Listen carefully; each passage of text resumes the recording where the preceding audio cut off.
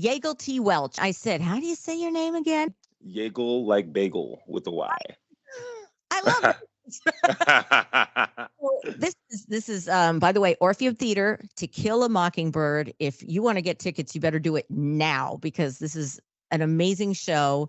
I think a lot of people know the book because we had to read it in what, 8th grade? Yeah, eighth grade, ninth grade, middle schoolish. It should be read by everyone over and over and over again. Um, so talk about it. I'm Yaegel Welch, and I play Tom Robinson in To Kill a Mockingbird.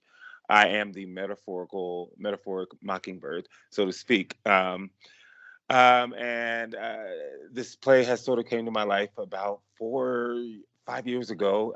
2019, however long, do the math. Mhm.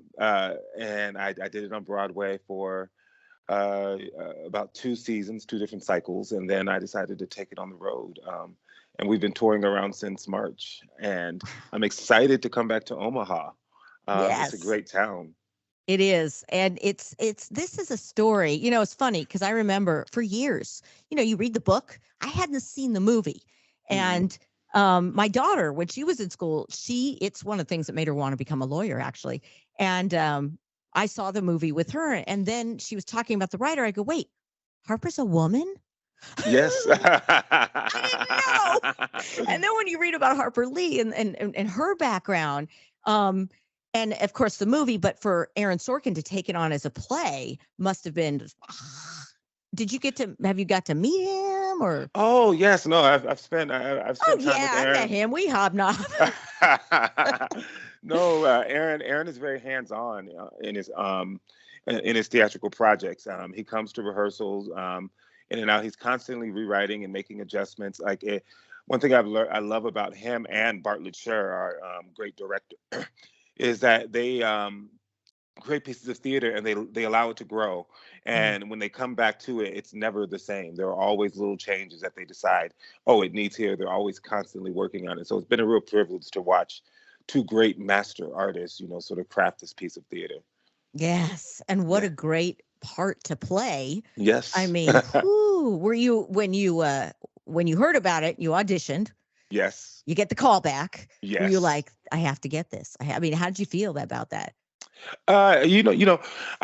When I first heard about To Kill a Mockingbird, I was actually on the road touring a play called The Play That Goes Wrong.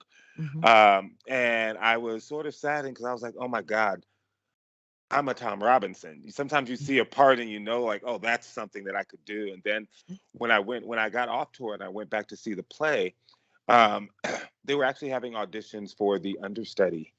Um, and on Broadway, and I decided to go for it because I said, you know what, I really want this part. I really want to work with these people. And Hmm. within a week of being home from The Play That Goes Wrong, I booked To Kill a Mockingbird, and so it was just sort of, but in my heart, I knew like this play has been in my life for so long. I actually toured a traveling production of it to get my equity card as a professional Really? actor.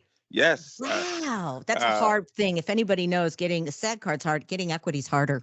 Yes, it is. It is. It is. It is very hard. But and so that's how I ended up with the part. But I feel like it's just always been in my universe, and Mhm. now I get to tour it around the country. It's pretty cool.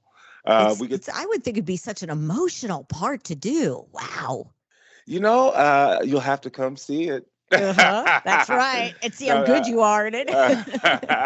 no, the stakes are very high, and you're talking about a black man who is falsely accused of rape, and he's trying to save his life. Mhm, It's a fool's mission, so to speak, during 1934, but mhm. he's fighting with all of his heart. Him and Atticus are doing everything they can just to keep Tom alive. But I still we. get chills. I still get even just you describing it, and I still get chills, even though I've read the book a few times, Mhm. now seen the movie 3 times. You have to see the stage play, and especially I just think it's just so prolific. Even now, we need that even more so now. I think. Yeah, it's interesting. I mean, it was like when we went on hiatus in 2020. The Broadway show had to shut down because of the pandemic. Hmm. And it was interesting how, there was debates about the relevance of the book and was it necessary happening all over the media at that time. But then all of a sudden George Floyd happens. All of a Yes. sudden Breonna Taylor happens. Hmm. Resurrecting, George Floyd happening resurrected, the language of Eric Garner and I can't breathe, I can't breathe, I can't Yes. breathe. And all Ooh, of a sudden chills. we didn't have to fight for this play to be relevant anymore. We see that it's still relevant and still very, very necessary. So Yes. that's another part of it being a privilege to take around the country because we're taking around something that's so necessary and current, Hmm. unfortunately current. Unfortunately current and yet still entertaining and deep. It's a piece I think everybody should see it. Do you like who you work with? Come on, give me the bad. Oh, Come you on, want the there has hot to be some. you want the hot tea. I can Of course I do. How'd you know? I want it spilled. Let's go. Well, the hot tea is all sweet tea because I can Oh, tell you that I get to work with Richard Thomas, who's a legendary of actor. He's course. been Yeah. around. A lot of people know him from the Waltons, most John recently Boy. probably Ozark as well. Yes. Uh, um, Mary Badham, just a wonderful, sweet spirit. She happens to be the original Scout from the movie, but now she plays a sort of, mean old lady in town who, sort of harasses the kids. I Um, didn't know that. That's kind of cool yeah, it is. I mean, and, that and she when you, did that. yeah, and then you see when you look in her eyes, you can still see that little girl who's there. It's so funny. You start to realize that we don't all change as much as we think. Because I Mhm. knew her from the movie, and then when I look at her, oh, that's the same woman. That's the Yeah. same person and same soul. And then there's Melanie Moore, who won So You Think You Can Dance back in 2012, I think. She plays our lead. She plays Scout, and she's just a fantastic um, a young actress and a great captain for this ship, so to speak. And then there's the cast is just uniformly great. There's Stephen Lee Johnson. He's such a warm dill. There's Ariana Gelstuki. She's fresh out of Juilliard. She plays Mayella. She's fresh out of Juilliard. But when I tell you she is just amazing in this show, you would think that she's had years and years of experience acting. This is her Really? first professional job. Wow. And I think she's going to have many more, and she'll probably have an Oscar one day. She's really so fantastic. There's Luke Smith, a wonderful actor that I was on Broadway with, and Stephen Lee Johnson. He was also on Broadway. He plays Dill. I mean, everybody is Justin Mark, another Juilliard grad who's with us. Liv Ruth. I mean, I could go It's a on and great on. cast. Yes, and I have to mention Jacqueline Williams. Jacqueline Williams, she's a very well-known Chicago theater actress. Mhm. She plays Calpurnia, and she just sort of anchors the show in just a really wonderful way. It's a Mhm. fantastic, fantastic cast, and they're all lovely, lovely, lovely people to work with. Except this one person. No, there's no. Oh, darn, it was so close, so close. And it's hard for people that have never done theater, Yes. that don't understand that when you do theater, especially if you're in a touring company, you are with these people constantly. So Yes. it's a family. It becomes a family, and sometimes there's the um, fights. Sometimes you hope that you're with a good cast.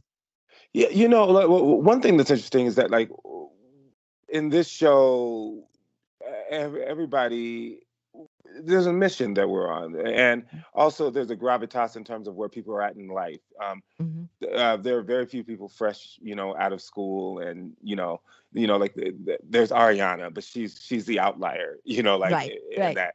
And so there are people. Everybody brings a great sense of professionalism, and we strive to have a harmonious community. And we're intentful about it. So we try not to make mountains out of molehills. We Nice. figure out a way to move on. If something happens, we just say, I'm sorry. And we don't do it again. So it has been, knock on wood, very, very harmonious. You could show some politicians a thing or two. I know, right? So here's what I want to ask you is how Yaegel, how did you get into acting? Have you always been an actor? Is it something in your blood? I would have to say it's definitely something in my blood, because I think I was acting uh, before I was acting professionally. Mm, I've always liked to perform. I've always liked to storytell. I've always liked to tell jokes. I've always liked to make people smile. I've always loved to inspire. Mm-hmm. And acting became a way where I could actually have my voice be heard. I felt Mm-hmm. unheard through just communication and just common communication in other ways. But when I'm performing, when I'm telling a story in that measure, I feel like people really hear me and empathize with what I'm trying to communicate. And so it became a vehicle of self-expression. And so I love to act, I love to write. And I think the greatest actors, know how to empathize with the characters that they are Definitely. portraying. Mm-hmm. And I love the privilege of doing that. Mm-hmm. I love the privilege of making what this fictional character is experiencing real for somebody, so somebody understands it, relates, and then in turn they empathize. And Yes. so I feel like it's a measure of healing for society. I love it. Do you see just in the last few years, it seems like we're taking three steps forward, two back when it comes to diversity. Yes. As a Black actor, um, have you seen more roles opening up? Is it enough? Uh, what I would say to that is there are definitely more roles opening up. But What are there the is, vehicles there? I mean, you're a writer. Let's get you some writing, get your writing on, and well, you know see, what I'm saying? that's the thing, is that the people who hold the keys to certain industries still Hmm. have particularities, or preferences, because like to this day, only one Black woman has won a Best Actress. There's never been an Asian person who's won Right. one of these big awards. Like Hmm. we're still dealing with predominantly white people or people of fair skin. Yep. Whose stories get told primarily, who win all of the awards, Hmm. and they sprinkle a little minority or diversity in there every other year to say that they did it. That's what it It's the token appears. thing, right? It does Yeah, appear that way. Yeah. it does appear that way, and you're essentially saying that the greatest actors are white. You're essentially saying Right. that the greatest playwrights are white. But I think it would be fair to say that people of color aren't given the same opportunities and have Mm-mm. to fight harder to get into the doors. I agree. Uh, and so like it's gotten better, but like, is it enough? No, It's too because slow, I it's think. it's too slow. It's too Yeah. slow. But change comes slowly and swiftly. Right. And right now I feel like we're in the slow part, and I'm hoping Yeah. soon it'll start to move a little swifter. It's true. It'll be nice if sooner rather than later we're not picking out the one Asian, the one Black director, the one we're Hmm. actually you don't have to pick out because they're so diverse and studio heads. I Yeah. mean, that's a huge thing too. And I think the good thing that came out of the pandemic, one of the good things, because there are good of everything bad, and I think one of the good things is I'm seeing more independent filmmakers, not the big studio. And I think the younger generation are gravitating to see stuff that's not this big, that maybe an opportunity for more diversity is Hmm. smaller vehicles. It's definitely, it's smaller vehicles. But even those smaller vehicles, when you say they're small, like, to make an indie film, you still need a few $1 million. Unfortunately, it's so Like, true. You need the like backers. Yeah. you need the backers. Yeah. Still, but I think it's a way in. But to ask a community to settle for less just to get in, um, it's still a compromise that the community shouldn't have to make. Mm-mm. No. Um, you know, but I'm optimistic because I am seeing change. Like, for what it's worth, there are more Black women directors than there ever were. Hmm. Um, I'm loving how art is being stories are being told of other diverse communities, I like the was just LGBT. going to say that we have so many untold stories that we need Yes, to get into. So many. another deaf person just won an Oscar last year. Like things are beginning to change, and I think people are interested in that. Um, Absolutely. you Mm. know, but I've always been perplexed. Like, it's like this is the best picture of the year, but none of these movies were made in any other countries. Like, Yeah. there's obviously a Exactly. preference or a bias there, but Sure. Yeah. I you think you're know, right. I think little by little, hopefully faster. yeah. And what would you say? What would you say to any color, any actor? Okay, mostly let's say male, because you're a guy, you're a dude, Hmm. and he's thinking, oh my gosh, he's 15, wants to go into acting. 16, 10. What would be your advice? My advice would, one, be take a class, take an improv class, take an acting class. take a singing class, take a dancing class, Mm-hmm. really expand your tools that are at your fingertips to use. So that way, when you come out into the world to audition, you have a whole bunch of things in your toolbox that you can pull out and say, oh, I can do that. I can do that. Learn interesting things. Definitely go see a lot of plays. I always find it interesting that people are like, oh, no, I don't watch TV. I prefer to read books. If you're going to be an actor, please watch TV. Please watch Right. movies, Yeah. and it's not a bad thing. You have to watch the movies and you have to read the books. Mm-hmm. Be Um, immersed. be immersed. And I would also say, um, figure out why you want to act, Mm-hmm. because that'll fuel you. If you just want the attention, you'll realize you can get attention other ways. Mm-hmm. That'll fuel you when it gets hard. You Mm-hmm. need fuel for when it's hard, so that way your faith you're inspired to keep going because you have a purpose. If you can figure Mm-hmm. that out, I think you'll never quit. If you don't Mm-hmm. have that, it'll be easy to quit. I love that. It's so Yeah. true. Find Yeah. your purpose, because if Mhm. you don't, it's a hard business, like any business that, any business really can be hard. This one's really hard. And if you have that purpose and that passion, you have the ability to you have to get the ability to have a tough shell a little bit and say, Yeah. they said no, it had nothing to do with me. Or It's a lot maybe of it did. Maybe I no's. need to get better, Yep. which, there's a humbleness to it too. Um, but yeah, I think that's great advice. And for this role, I mean, how what'd you tap into? What was in your toolbox? I went to a historically black college and university. I went to Morehouse College in Atlanta, Georgia, Oh, wow. and so I was very, very, very immersed in Black history and Mm-hmm. um, cultural studies, and I really, really, really tried to investigate what it was like for Black people during Jim Crow, and I Mm, learned so much. The world has changed dramatically. I'm not saying it's changed enough, mm, but when you see what they were going through then, you realize we have made progress because it mm-hmm. can't be just as blatant anymore. The Right. oppression, the racism, the discrimination isn't just as blatant anymore, and it's not as embedded into the legal system. I'm not Mm-hmm. saying it's not embedded into the legal system. It's not as forwardly embedded. Right. Jim Crow was a system of laws that people had to live by. Mm-hmm. Uh, people of color had to play subservient. Not that they had to pretend in order to survive. Mm, That this person who was white was superior to them. mm, And the communities across America sort of just allowed it to happen, and it became the norm. A mm-hmm. Black person must get off the sidewalk. A Black person, when I realized that it was so common for white communities to make examples of Black men by lying that they raped a white girl. And Yeah. oftentimes, if there was anything happening, it was consensual.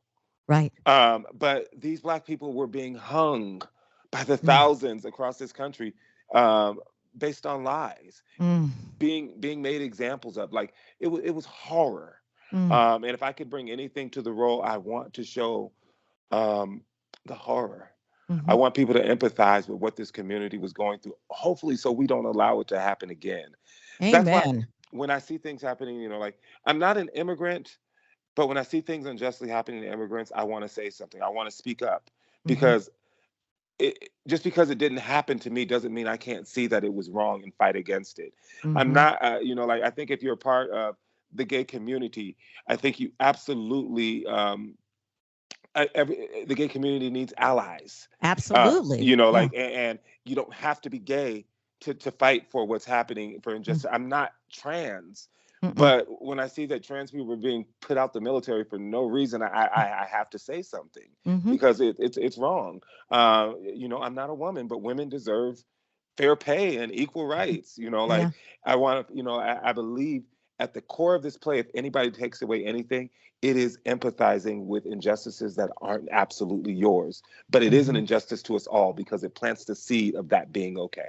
Ooh, you just said perfectly, and it mirrors what the Dalai Lama said, which is this world needs more empaths.